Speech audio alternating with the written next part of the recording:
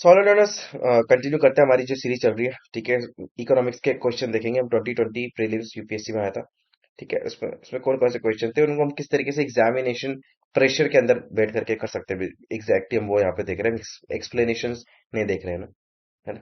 तो इस पहला देखो question, in India the term public infrastructure is used in context of, देखो guys this is tough question. अगर आप पब्लिक की इंफ्रास्ट्रक्चर का क्राइटेरिया देख के नहीं गए, है ना, तो ये बात है। तो इसमें आपको ऑप्शन आएगा digital security infrastructure for food security, health care, education and telecommunication and transportation. तो वेरी वेरी कंफ्यूजिंग कॉन्सेप्ट है यहाँ पर, सारे के सारे ओवरलैपिंग ओवरलैपिंग भी है ना। तो इसका आंसर है बेसिकली डिजिटल सिक्योरिटी इंफ्रास्ट्रक्चर। अगर आप पढ़ के नहीं गए हैं तो this will going to be very tough. इसकी इसकी जो है बेसिकली कोई ट्रिक भी नहीं है ना। नेक्स्ट बात करते हैं, अगर इन द नियर फ्यूचर अगर कोई फाइनेंशियल ग्लोबल फाइनेंशियल क्राइसिस आता है इंडिया में, तो इंडिया को किस तरीके से इम्यून करेंगे हम ग्लोबल फाइनेंशियल क्राइसिस से। कौन कौन से एक्शन एंड पॉलिसीज हमको इस्तेमाल करनी चाहिए, फॉलो करनी चाहिए, जिससे हम बच जाए इंडिया। तो पहला आता है not depending on short term foreign boring, definitely this is very very basic, है ना। शॉर्ट टर्म बोरिंग्स पे हम डिपेंड नहीं कर सकते हैं। सेकंड आता है opening up more foreign banks, third maintaining full account convertibility. तो सेकंड वाला option is definitely wrong. Why? क्योंकि अगर आप ज्यादा से ज्यादा फॉरेन बैंक ओपन करने लग गए, वो भी ग्लोबल फाइनेंशियल क्राइसिस के टाइम पे, तो मनी फ्लो तो सारा निकल जाएगा, करेंसी वैल्यू खत्म, इस तरीके से, है ना। तो ये इट्स वेरी वेरी रिस्की और वेरी इरेशनल अगर इस टाइम पे हम करते हैं। सेकंड बात करते हैं, अगर सेकंड गलत है आपका, तो बी और डी तो यहाँ पे खत्म, और फर्स्ट वाला तो आपका सही, यही सही, तो थर्ड वाला भी खत्म, है ना। लेकिन फिर भी देख लो, फुल अकाउंट कन्वर्टिबिलिटी की यहाँ पर मेंशन कर रखी है, मेंटेन करना है। देखो फुल अकाउंट कन्वर्टिबिलिटी का मतलब होता है कि जो करेंसी, डोमेस्टिक करेंसी या डोमेस्टिक करेंसी के अलावा जो डोमेस्टिक असेट्स है उनका फुली कन्वर्ट कर सके हम, फ्रीडम होती है टू द फॉरेन करेंसी और फॉरेन असेट्स में। तो जो बेसिकली जब फाइनेंशियल क्राइसिस का टाइम होता है, तो वेरी वेरी रिस्की हो जाता है इस तरह की चीजें करना, क्योंकि जो बेसिकली फॉरेन इन्वेस्टर्स हैं वो कभी भी अपने इन्वेस्टमेंट को वापस खींच सकते हैं ना, तो वो सारा पैसा चला जाएगा इस तरीके से। तो इट्स नॉट एक्यूरेट। देखो बहुत ही ट्रिकी क्वेश्चन है, कि बहुत ही मजेदार क्वेश्चन है वाला, कि अगर आप विड्रू कर लेंगे 1 lakh in cash from your demand deposit account, basically it's demand deposit account, तो आपका बैंक अकाउंट है और कुछ नहीं है। And with immediate the immediate effect on aggregate money supply in the economy will be, कि जो इकोनॉमी में एग्रीगेट मनी सप्लाई उस पर क्या इफेक्ट पड़ेगा। तो इसका आंसर है बेसिकली टू डी, बेसिकली, ठीक है। To leave it unchange. देखो पैसा निकाल रहे हो आप, है ना, तो इकोनॉमी में ही रहेगा ना वो पैसा, बैंक अकाउंट से निकाल रहे हो, लेकिन आपका स्पेंड कहाँ करोगे, मार्केट में, इकोनॉमी में ही तो स्पेंड करोगे। तो एक्चुअली कैश उतना ही रहेगा, मनी सप्लाई उतनी रहेगी, एग्रीगेट मनी सप्लाई। तो ये बहुत ही ट्रिक और बहुत ही जबरदस्त क्वेश्चन यहाँ पर पूछा गया। देखो बेसिक इकोनॉमिक्स पढ़ने का क्या फायदा मिलता है, इस तरह के क्वेश्चन आते हैं, और एक विदिन विदिन 10 सेकेंड्स आप इन क्वेश्चन को कर सकते हो, कि फॉरेन डायरेक्ट इन्वेस्टमेंट एफडीआई के रेफरेंस में इंडिया में कौन से मेजर कैरेक्टरिस्टिक्स है ना। तो वो देखो आप, पहला आता है it is the investment through capital instrument, essentially in a listed company. Second, it is a largely non-debt creating capital flow. Third आता है आपका it is the investment which involves debt servicing, यानी कि डेट वाले जाएगा। फिर आता है आपका it is the investment made by foreign institutional investors in the government security, this is definitely wrong, FII इसकी बात कर रहे हैं। फिर यहाँ पर डेट कैसे बढ़ेगा भैया, एफडीआई आने से। एफडीआई यानी कि इन्वेस्टमेंट आ रही कंट्री में, बिजनेस बढ़ेगा, है ना, कैपिटल फ्लो आ रहा है इंडिया के अंदर, यस। फिर आता है आपका it is basically it is the investment through capital instrument essentially in a listed company, definitely not। देखो इसमें क्या होता है, कि जब आप बैलेंस ऑफ पेमेंट पढ़ते हैं, करंट अकाउंट, कैपिटल अकाउंट पढ़ते हैं, उसके अंदर एफडीआई के अंदर जो मेजर फैक्टर्स है वो पढ़ लेना एक बार, है ना, इसमें देख लेना। तो बेसिकली एफडीआई क्या होता है, ऐसा non debt creating capital flow है, कंट्री के अंदर आता है, जो कि इन्वेस्टमेंट कैपिटल लेकर के आ रहा है, यहाँ से पैसे जा नहीं रहे ना, कर्जा चढ़ रहा है कंट्री के ऊपर। तो ये आपको बेसिक इकोनॉमिक्स के रूल्स पता होने चाहिए, कॉन्सेप्ट पता होना चाहिए, कर लोगे जल्दी से। क्वेश्चन नंबर 52 है, जिसको रिजेक्ट कर दिया था, ड्रॉप कर दिया था यूपीएससी ने। And this is highly factual question, ये जो वाला क्वेश्चन है, West Texas Intermediate sometimes mention in the news refers to the grade of, इसका आंसर है रेयर अर्थ एलिमेंट्स, ठीक है। तो अगर आपने पढ़ा होगा ना तभी इसको आंसर करना, फिर कुछ छोड़ भी सकते हो।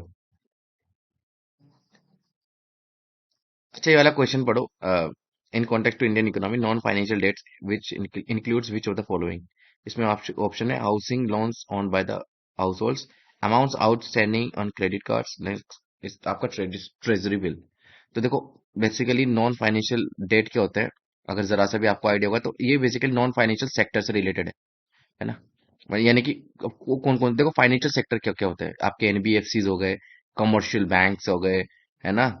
और इसके अलावा जितनी भी चीजें होती है वो सब आपके फाइनेंशियल बैंक्स सेक्टर्स में आ गए, है ना। तो नॉन फाइनेंशियल जैसे कि गवर्नमेंट के द्वारा, बिजनेस हाउसेस के द्वारा किए गए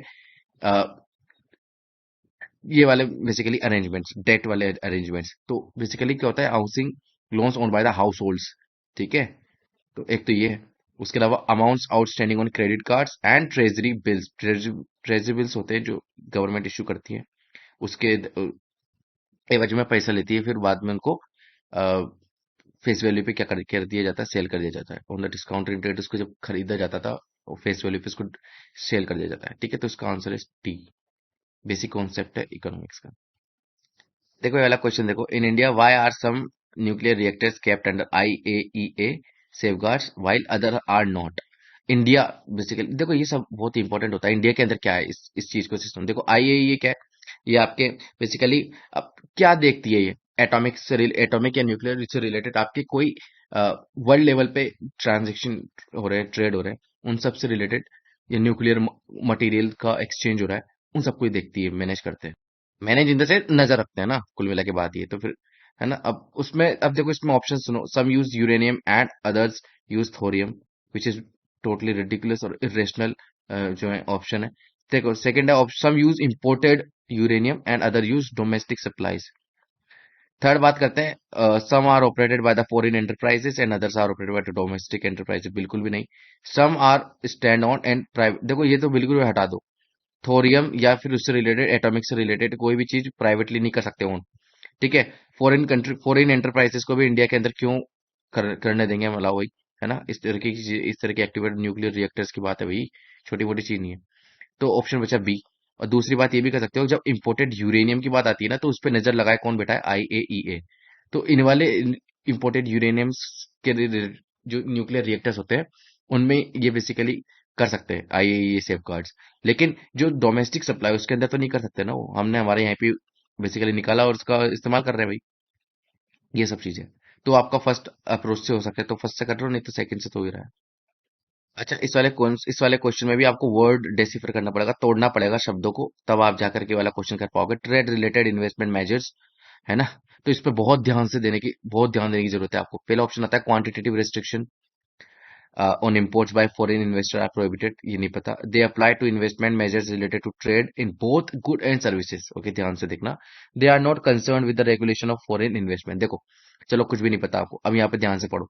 सेकंड वाला, they apply to investment measures related to trade in both goods and services, why how how this is possible. देखो जब भी बात आती है ट्रेड, गुड्स, मर्चेंडाइज, तो इन सब में वर्ड इस्तेमाल होता है सिर्फ और सिर्फ जो आपके ये गुड्स है उनके लिए, है ना। लेकिन सर्विसेज उनमें इंक्लूड नहीं होती है, बहुत सी चीजों में सर्विसेज इंक्लूड नहीं होती है ना।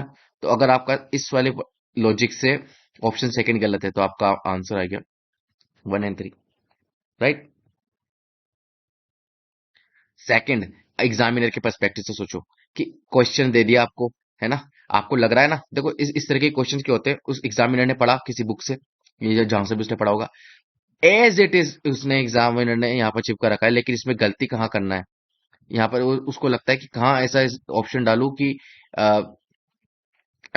स्टूडेंट जो है इसमें गलती करे, तो वो डाल देगा बेसिकली यहाँ पर एडिशनल इंफॉर्मेशन, ठीक है। तो वो यही है सर्विसेज की, अगर आप थोड़ा सा उस पर्सपेक्टिव से सोचेंगे तो यहाँ पर आप इसको कर लेंगे। हाउएवर अगर आपको नहीं पता ना इस चीज के बारे में, टर्म से रिलेटेड, तो ये आपके लिए बहुत ही मुश्किल हो जाएगा, राइट। फिर से बेसिक इकोनॉमिक्स का, अगर आरबीआई सोचती है कि मैं एक्सपेंशनिस्ट मॉनेटरी पॉलिसी लानी है, तो उसको क्या नहीं करना है, यहाँ पर स्टूडेंट जो है इनका दिमाग खराब होता है और यही गलती करते हैं। पहला आता है cut and optimise statutory liquidity ratio. Second है मार्जिनल स्टैंडिंग फैसिलिटी रेट बढ़ा दो, और cut bank rate and repo rate. अब किस तरीके से यहाँ पर गलत होगा, देखो अ, सबसे पहली बात ये वाला ऑप्शन देखो, cut and optimise, expansionist money monetary policy क्या है, पैसे डालने हैं, पैसे डालने सोसाइटी में, इकोनॉमी में, है ना। तो सब चीजें क्या करेंगे, लूज करेंगे थोड़ा सा यहाँ पर चीजें। तो cut and optimise statutory liquidity ratio, इसमें क्या करना रहेगा। सबसे पहले तो ये देखो, एक्सपेंशनिस्ट मनी मॉनिटरी पॉलिसी का मतलब होता है कि पैसे डालेंगे, एक्सपेंशन करेंगे, है ना, मनी सप्लाई बढ़ाएंगे। तो cut and optimise statutory liquid बिल्कुल करना, यही तो करना है, लेकिन क्वेश्चन क्या पूछ रहा है, नोट डू। तो ये वाला क्वेश्चन गलत। ये वाला देखो, इंक्रीज मार्जिनल स्टैंडिंग फैसिलिटी, इसका मतलब क्या होता है कि ये रेपो रेट ही एक तरीके से अगर देखा जाए तो, यानी कि आरबीआई से पैसा लेना है और ये सब, तो उसमें बढ़ा देंगे तो बैंक इंटरेस्ट ज्यादा देंगे, तो पैसा से सप्लाई ज्यादा कैसे करेंगे ना, पैसा कम रहेगा उनके पास मार्केट में देने के लिए। तो बेसिकली ये आपका गलत है, और ये आपका सही ऑप्शन होगा, राइट टू। थर्ड देखो, cut bank rate and repo rate, बिल्कुल यही करेगा, लेकिन हमसे क्या पूछा है, नॉट टू, ठीक है। तो ये option two, cut bank rate and, देखो रेपो रेट में कम कट कर देगा, बैंक रेट कम कर देगा, तो इंटरेस्ट कम देना पड़ेगा बैंकों को, आरबीआई को, तो बैंक ज्यादा लोन दे सकेंगे। और अगर स्टेट्यूटरी लिक्विडिटी रेशियो को कट कर देगी, तो बैंकों के पास पैसा ज्यादा रहेगा ना देने के लिए, लोन के लिए, तो इसलिए।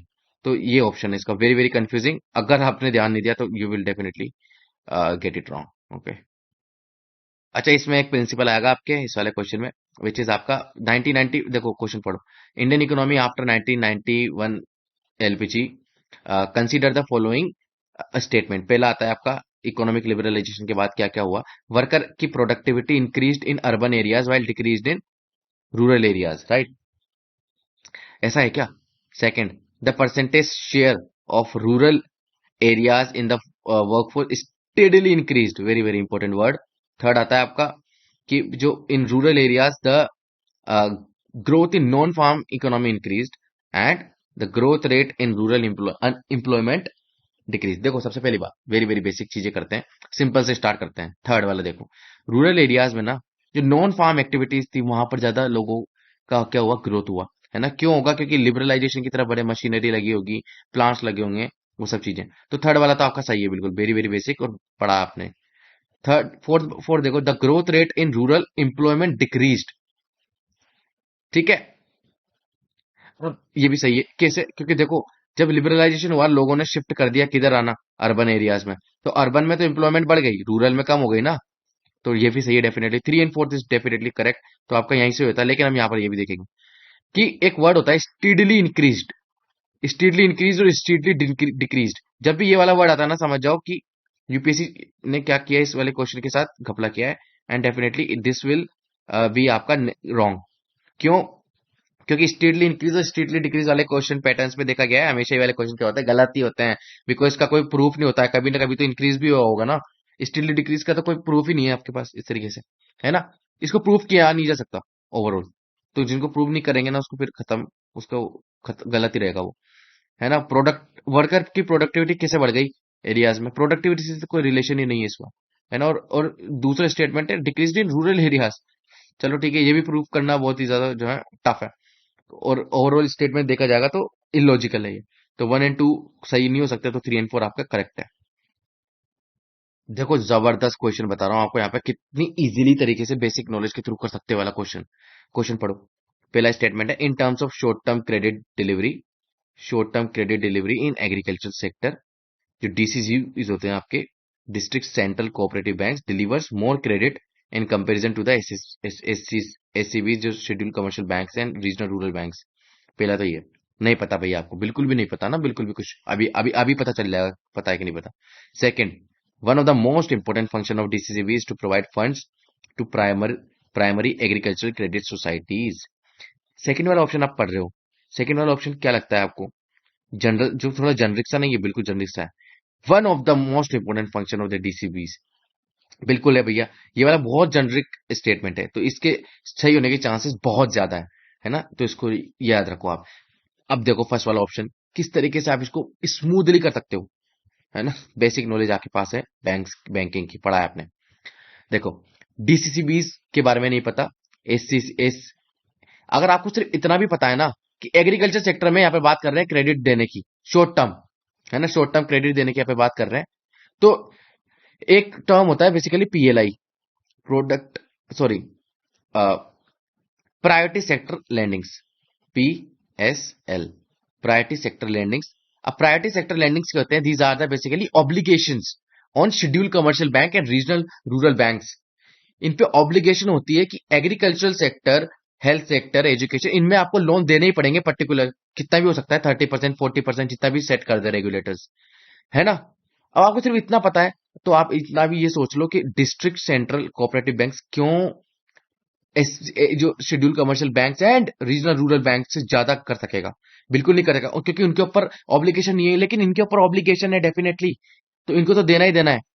तो डेफिनेटली इनका ratio of giving short term credit to the agriculture sector should be more than, है ना, होना ही होना चाहिए।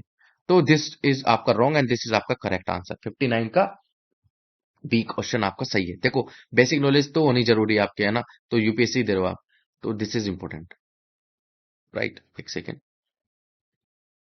अच्छा, ये वाला क्वेश्चन भी देखो, बड़ा मजेदार क्वेश्चन है और ये भी इजीली हो जाएगा। इंडिया में साइबर इंश्योरेंस के अंदर for individuals, which of the following benefits are generally covered, यहाँ पे देखो, are generally covered in addition to the payment for the loss of fund and other benefit.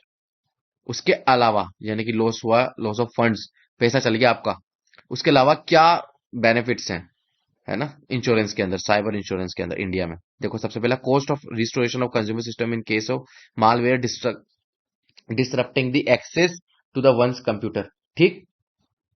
Okay भाई। Cost of a new computer if some miscreant wilfully damaged it, if proved so, prove भी कर दिया आपने कि देखो ये तोड़ गया मेरा कंप्यूटर इस तरीके से। Third, cost of hiring a specialised consultant to minimise the loss in case of cyber extortion, okay.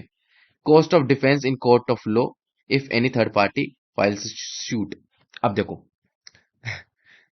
देखो इसमें सबसे अजीब स्टेटमेंट कौन सा आपको लग रहा है? This can be possible and this can also can be possible. अगर आपका साइबर इंश्योरेंस है, केस फाइल कर दिया, है ना, आपको स्पेशल कंसल्टेंट हायर करना है, तो इसके लिए डेफिनेटली इंश्योरेंस कवर करेगा ही।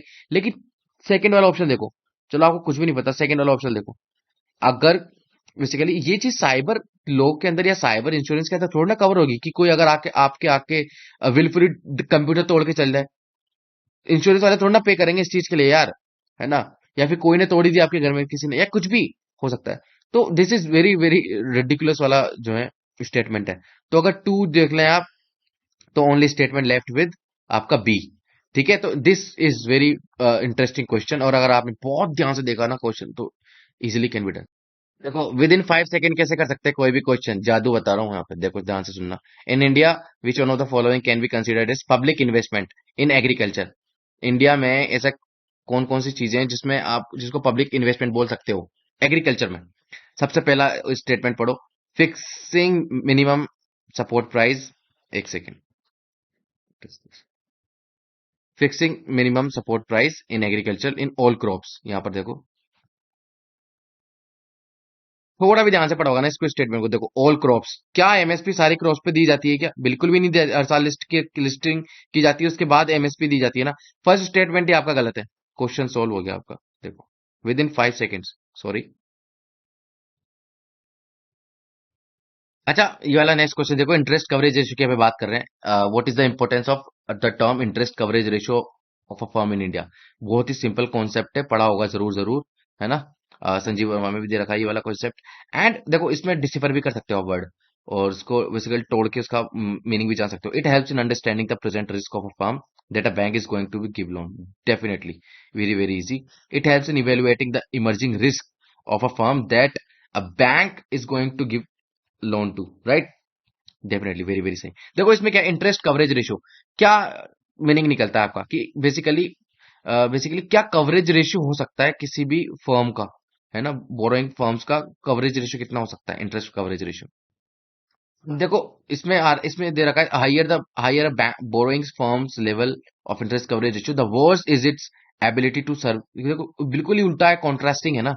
पहला स्टेटमेंट, पहला पार्ट ऑफ द स्टेटमेंट आपको जो है सही सही है। Second part of the statement is wrong, because they will actually have the high ability to service of इस डेट, है ना।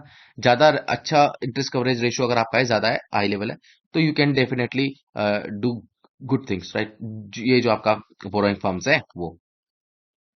अब बहुत ही बेसिक क्वेश्चन आ रहा है, कौन से ऐसे फैक्टर्स है जो इंडिया में राइस की प्राइस को अफेक्ट करते हैं इन द रिसेंट पास्ट? तो एमएसपी डेफिनेटली करता ही है ना। गवर्नमेंट ट्रेडिंग करती है, कोई ने स्टॉक पाइलिंग कर रखी गवर्नमेंट ने, वो भी करती है। सप्लाई के, सप्लाई डिमांड रूल्स, फिर फोर्थ है आपके कंज्यूमर सब्सिडीज। तो 1 2 3 4 वेरी वेरी बेसिक। देखो ये वाले क्वेश्चन किस तरीके से आप सही करके आ सकते हो। देखो अभी ये वाले जो मैंने स्टेटमेंट वाले क्वेश्चन बताया ना, अगर ये गलत हो गए ना गाइस तो फिर चांस नहीं है। इससे ये क्वेश्चंस गलत हो ही नहीं सकते किसी कीमत पे, करना नहीं कभी भी, है ना। इसमें बहुत ईजी है।